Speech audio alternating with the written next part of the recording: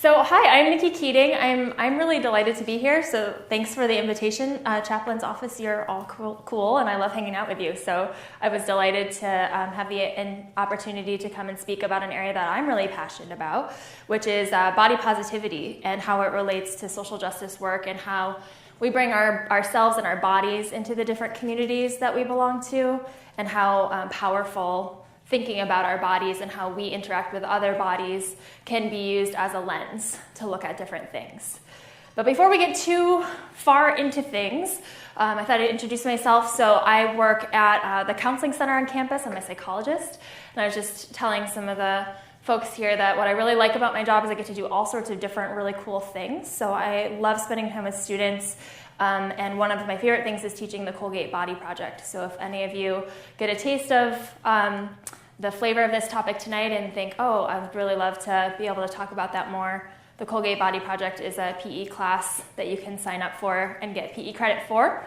And we unpack this stuff a lot more. So shameless plug there. So before we dive into anything, I would love for you to turn to the person next to you and tell them one thing that you absolutely love about your body.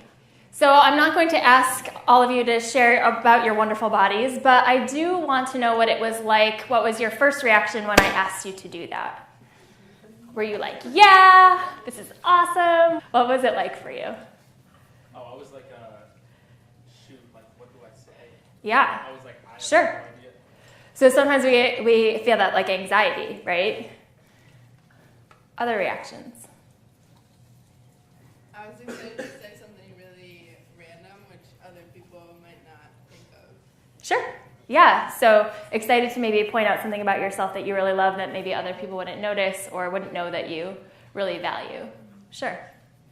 I thought that the question was going to be the opposite. You'd be like, what do you dislike about your body? Because I feel like that's a way that, especially women, usually like relate to one another. Right. We somehow, along the way, are taught to criticize ourselves. So we are often connecting with other people by comparing our bodies and sometimes being critical of those bodies. You know, that old, does this make my butt look fat? Like that kind of thing. Totally. So as you can see, there's a wide range of reactions to a question like this. And I think what's so important about that is to remember that we all have different feelings about our bodies, and we bring that into the communities and the work that we do. And my argument would be that we all are greatly impacted by that. All right, so I'd like to introduce the idea of body positivity.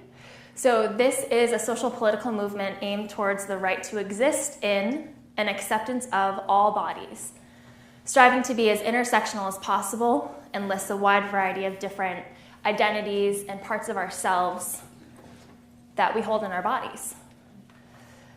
And then goes on to say, rejects the limited definition of health and beauty, and encourages not only acceptance of one's own body, but also the acceptance of others' bodies. So this is the framework for which we'll build our discussion today, and I hope maybe you'll each take some nuggets away about things you'd like to reflect on personally, or things that would be helpful to talk with your families about, or your friends about, things like that. So this is our lens. And I want to point out a couple pieces of this. So the intersectional piece I think is really important, right? Because I imagine everyone in this space has a different background, a different identity, a different set of values, beliefs, and all of those things are really important. And so as we go through our discussion, making sure that we're not making assumptions. And if I make an assumption, please raise your hand and challenge me on it, because I would love to learn and grow in that way too. And I think if we can have that dialogue together, then that's how we learn. And then I'd love to just highlight these two things really quickly, kind of rejection of the limited definition of health. So in our society, and you may have noticed this, we tend to assume that smaller bodies or thinner bodies tend to be healthy bodies, but that is not necessarily true. So we are also going to consider the health at every size movement in this conversation as well. And if that's something that you're not familiar with, Google it, look it up. It's really cool stuff about research about what a healthy body is, and how to help yourself understand what your body, when it's at its healthiest. And then this limited definition of beauty, I also like to call it just body standards, because I think beauty might limit it at times when we apply beauty to ourselves, but thinking about a desirable body. So a lot of things that we see in Western culture promote this idea of the thin ideal. So some of you may have heard things like that. Again, smaller bodies are more desirable. So again, just using those pieces as tools in our discussion a little bit today. So these are two examples of people or organizations who are doing body positivity work. So you can do body positivity, and it can also be a lens. So Sonia Renee Taylor is an author and activist who wrote this beautiful book. So if after this, again, you're craving more, go check out that book. It's phenomenal. And then The Body Positive is an organization who actually trains individuals on campuses or in organizations on how to do body positive work and challenge disrespectful or just not helpful language when we talk every day about body image. All right, so let's really get into it a little bit. This is the part that I think helps us to connect to this content individually. So body shame is this idea that we practice critical engagement with our bodies. So like was brought up in this conversation about turning to the person next to you, it's not something that we do all the time. It's not something we're trained to necessarily look in the mirror and be like, wow, this is a great day. My freckles are standing out. My nose is red with a pimple. Like, this is awesome. We're not always taught to do that, and at some point we unlearn loving our bodies and instead have this critical lens. So body shame is that experience of feeling like your body is inadequate in some way. So most people have a body shame story, and I'll share mine with you. So I've always been, well, not always, but since 6th grade, I have been this tall. I'm 5'10". And I had this experience when I was in gym class. We had a cross-country ski unit, and I was the tallest person in my class. And we had to line up by height, and I was, of course, at the end. And my gym teacher came down and said, Niki, we don't have skis big enough for you.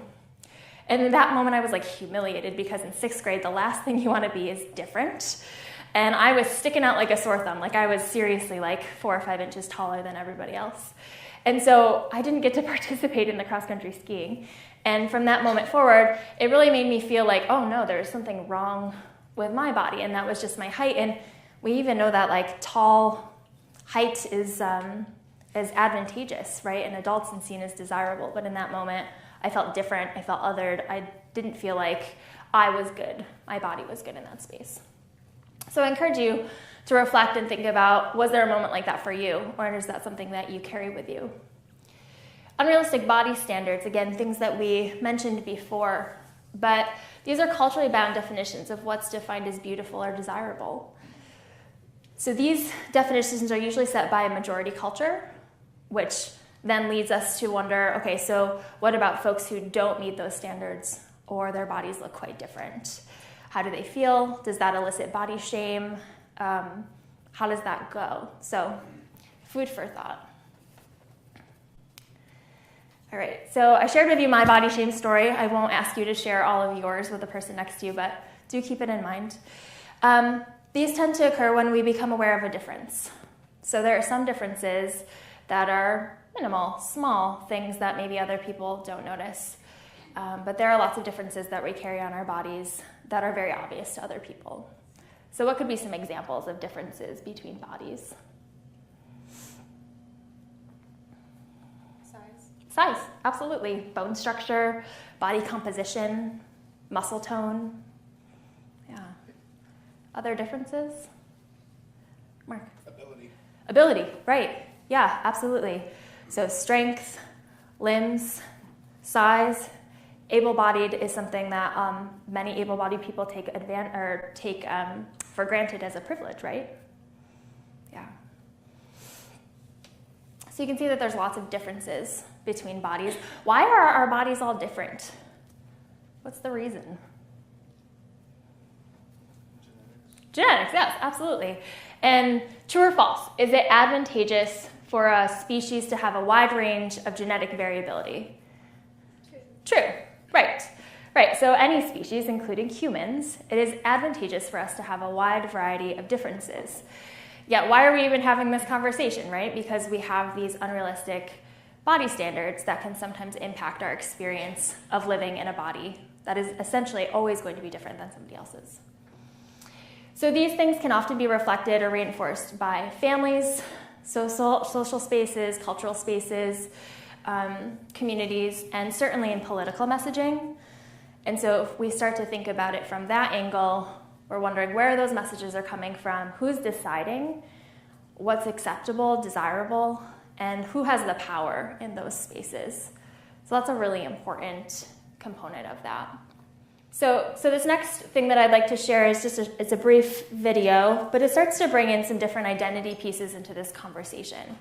So one of the things that we talk about is how majority cultures may set the tone for what a desirable body is. And so if we start to look at that, obviously a lot of majority cultures in the media, things around white-centric beauty, right? And so this video will help us unpack that concept a little bit, and then we'll move forward and think about the applications of that and other pieces of this puzzle. People have actually said to me, "Are you mixed with something? You don't even look black." You have pretty big eyes for an Asian person. Is that really your nose? What? White beauty standards are when whiteness is the default and it becomes the cultural ideal for beauty. It's usually a slim nose, Having light skin, big eyes, long lashes. and hair that is the absolute opposite of mine. What's wild is that if you're white, you might not even see it because it's so pervasive. So this shade is nude. Spoiler alert, not all of us look like this when we're naked. Ooh, nude colored stockings. I mean, not for me, but for somebody for sure. So this is eyelid tape, or eye charm. Charming, because you can finally get those Western eyes you've always wanted.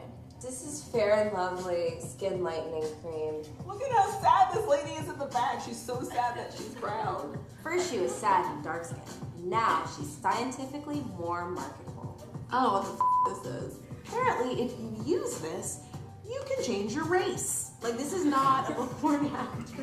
It really starts to make you feel like you don't belong, like who you are is different and not acceptable. There's even a phrase within Black communities called good hair. And good hair is hair that is not kinky, not difficult to comb, and more closely mirrors the silky or soft hair of a white person. There is absolutely nothing wrong with my natural hair. And I remember when I was in college and I started my locks, my uncle told me that there was no way I was gonna get a job with my nappy hair. What's really messed up is I'm pretty sure he was trying to help me. When I would interview, I'd always pull my hair back and then I would show up for my first day like this. So then I'd be like, take a picture of me just like this so this could be on my ID.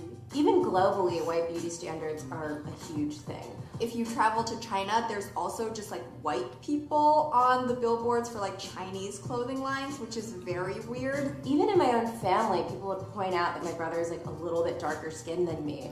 Why does that matter? If it was like a white family and one of the kids was tanner, no one would give a crap about that. I have a family photo where it looks like they put the worst Instagram whitening filter on us and just turned it whiter and weirdly blurry. All right, now if you don't believe me that white beauty standards are a thing, let's play a little game. Do a Google image search for a beautiful woman. Let's see here. White woman behind wall. We got blondes, we got brunettes. Takes a while, but you finally see a redhead. There really is still nobody. This is crazy. I see Jennifer Lopez. Does she count? Now, Google image search unprofessional hairstyle. Ooh, a significantly larger percentage of black ladies. I like that one. I've had that one. Another black woman, black woman, black woman, black woman. This girl's hair is really cute. The problem is that all of these social messages you get about what is and who is beautiful influences who you think is beautiful. Representation matters, and it matters because we can raise an entire generation of people who don't carry this cultural baggage with them. Without representation, on a subconscious level, you don't think you matter as much. And so we have to see different representations of beauty and women of color and womanhood so that we can know that who we are is just fine. Like legit, two different people's legs. That's crazy.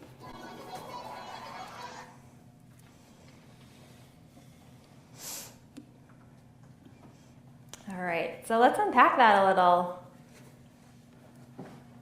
What were some reactions?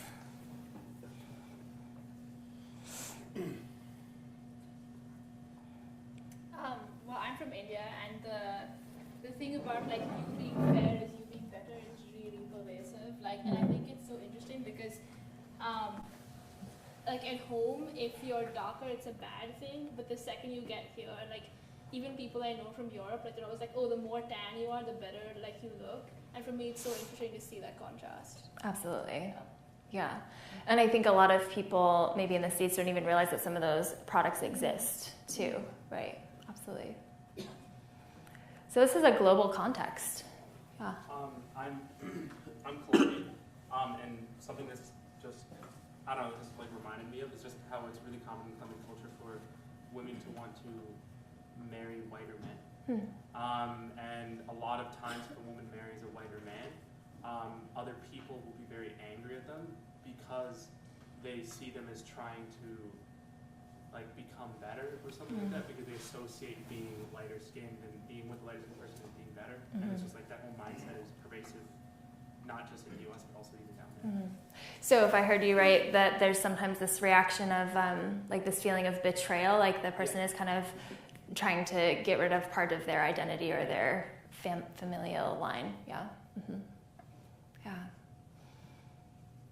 That's like deep stuff, right? This isn't just everyday things. These are things that connect with the core of who we are and how we feel about ourselves. Oh, well, thanks for unpacking it. And I hope that, if you found a video like this to be interesting, we'll continue to think about some of those truths in there. So this is a quote from the book, The Body is Not an Apology by Sonia Renee Taylor that I really enjoyed. So it says, body shame and oppression are both symptoms of and tools in a far more sweeping system of access and resources. A system that impacts not only how we feel about ourselves, but also our opportunities and our ability to thrive in the world. Right, so up till this point, we've talked about how natural differences occur. Social comparison is the mechanism of action that often leads people to feel inadequate, insecure, or lack of belonging in different spaces. And then this quote takes that a step further to think through how body image and self-reflection about who we are and our self-worth can actually be a tool that limits power and accessibility and authority. So if you just do like a quick sweep in your mind of pictures of political officials, right? In this country, we would see a pretty small range of physical characteristics, right? So for the most part, we're seeing white individuals. For the most part, we're seeing able-bodied individuals. We're seeing people who maybe would have the traits that would be considered good-looking or attractive in some regard. And we're also seeing people who probably have smaller bodies at times. We're also seeing a lot of men, right, in power too. So again, thinking about the intersection of gender identity, associations, affiliations, belief systems, all of those things coming into a whole circle, and this piece about bodies contributing to some systems of oppression. So I often get this question like, okay, so Niki, that's fine, but how, right? So here are some different examples of how these things might play out. So what I'd love for you to do is maybe find one or two that you find interesting and just turn to the person next to you for a minute and discuss maybe how that's come up in your life, maybe how it comes up at Colgate on campus. So find a couple, and these are, again, are examples of how behaviors connect to this idea of our bodies are inadequate or our bodies are judged. So one example would be our physical, trying to manipulate our bodies in a physical way. So what's one example of how we could manipulate our bodies or change how we look? Skin bleaching. What's that? Skin bleaching, or tanning, right? Two ends of the spectrum. Things like wearing makeup, wearing different clothing that fits in a different way, doing things like shaving, plucking, any hair removal, things like tattoos, or things that we adorn our bodies with that might be connected to different practices or belief systems that we're a part of, right? Those all things are things that we do to manipulate our bodies to try to fit a different standard or because it makes us feel good. So that's one example. So find something on this list, turn to the person next to you, and just consider for a second how it shows up in your life or on campus. All right, let's bring our attention back up here. So did any of these things stick out to you? Any things that like maybe show up in your life or could impact you around body image? What does it mean to say internalized homophobia? Yeah, so internalized homophobia means that at times people are taught that it is not okay to have sexuality other than heterosexuality. So that message being internalized to cause discomfort, dissonance, which can lead that person to suffer quite a bit, right? So feeling like there's something wrong with you if you identify as gay or lesbian or queer or questioning. Yeah. So that kind of hatred turned in. I guess the question is about like how that relates to body image, or like body, like how that part is related to body. Right. So let's unpack it a little bit. Yeah. So in different spaces, are people who are LGBTQ treated differently? Right. So maybe not necessarily around physical characteristics, but the carrying of their body or stereotypes that are developed about those people with those identities that may not be true. Does that make sense? Okay, cool. Thanks for asking about that, though. It's really helpful. Yeah, and going off of that, I guess also with the way we portray our bodies and the way we dress and stuff, you know, or even cut our hair. So you can see that internalized homophobia in like women that have shorter hair, and it's at least in the Latino community, it's like like if you have short hair, it's seen as, you know, like what are you, a lesbian woman? Like are you, like questions like that start arising even from family members. Sure. Right. So in different communities, those kind of different kind of stereotypes, if we will, right, about how somebody carries themselves or chooses to take care of their body could raise questions about identity. Yeah. So go ahead, Jalika. I have a question. Where would like gender dysphoria fit into this? Would you say that was like a combination of a bunch of these like categories, or would you say it's one? Yeah, I think that might be a really complicated question. Yeah, I think that probably your first instinct about it connecting to a wide variety of these categories would be true. And certainly the experience of gender dysphoria, for those who may not be familiar with that term, is somebody who's experiencing their gender identity to be different than their biological sex. And so that experience of dissonance causing distress, and that distress can be exhibited in a lot of different ways. But kind of this experience that my body doesn't fit the identity that society has given it. And so I think you're right that it could probably show up in a lot, obviously in physical, with the attempt maybe to want to manipulate the body to feel differently. But then certainly in cases where people feel strongly about transitioning so that their secondary sex characteristics may match more of what society's view of a certain gender identity may have, could also play a role in that too. Yeah, so complicated. So it could, I think, get into physical, financial, political, all of those different realms. Yeah. All right, excellent. So I know we have to wrap up in a few minutes just to kind of put some things together. I would love for you to think a little bit more about this idea of body shame and how it may come up on campus. And so my question for you to reflect on is, how does body shame limit political power at Colgate? Right, so we talked a little bit about how body shame in general and marginalized communities can have limited access to power and authority based at times about how their body appears. And so I'd love for you to think a little bit about, how does that show up on our campus? And are there things that we can do to maybe change some of those systems? And then my second question for you to unpack, and again, I know we don't have enough time right now, but for thinking about how has body shame limited your personal power, right? We say the personal is political all the time. If you've taken a women's studies class, you have that engraved in your brain, but the body is political then, right? Because we carry that with us. So just questions to ponder, for sure. And then ending with a quote from Sonia Renee Taylor: celebrating difference is nice, but not transformative, and it is constrained by the boundaries of our imaginations. We must strive to create a difference, celebrating culture where we see diversity as an intrinsic part of our everyday lives. So using body image and challenging unrealistic body expectations can be tools in our social justice work where we can create this different celebrating culture right? Where it's again kind of going back to that idea of we are all supposed to be different. That is actually evolutionarily advantageous to have so much genetic variability.